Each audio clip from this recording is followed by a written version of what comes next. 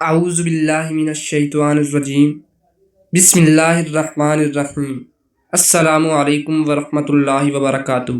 انسانی جسم میں بہنے والا خون مختلف اقسام کے مادوں اور خلیوں پر مشتمل ہوتا ہے۔ خون کے ہر حصے کا اپنا ایک مخصوص کام ہے۔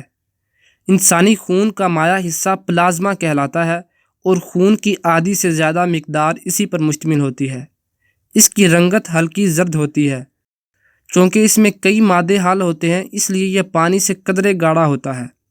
ان مادوں میں پروٹین، اینٹی باڈی جو بیماریوں کے خلاف مدافعت کرتا ہے، فائبرینوجن جو خون کو جمنے میں مدد دیتا ہے، کاربوہائیڈریٹس، چکنائی، نمکیات اور ان کے ساتھ ساتھ خود خون کے خلیے شامل ہیں۔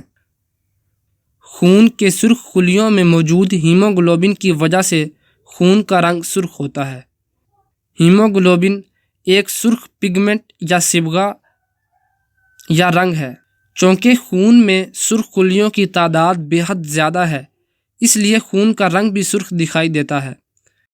انسانی جسم میں ایک وقت میں تقریباً 350 کھرب سرخ خلیے گردش کر رہے ہوتے ہیں۔ جب سرخ خلیے بڑھتے ہوئے ہڈیوں کے گودے میں مکمل نشوونما پا جاتے ہیں تو یہ اپنا نیوکلیس کھو دیتے اور زیادہ سے زیادہ ہیموگلوبن بنانے لگتے ہیں۔ سرخ خلیوں کی عمر زیادہ سے زیادہ 4 مہینے ہوتی ہے۔ اس کے بعد ان کی ٹوٹ پھوٹ کا عمل سپلین یعنی تلی میں ہوتا ہے۔ پرانے اور مردہ خلیوں کی جگہ نئے سرخ خلیے لے لیتے ہیں۔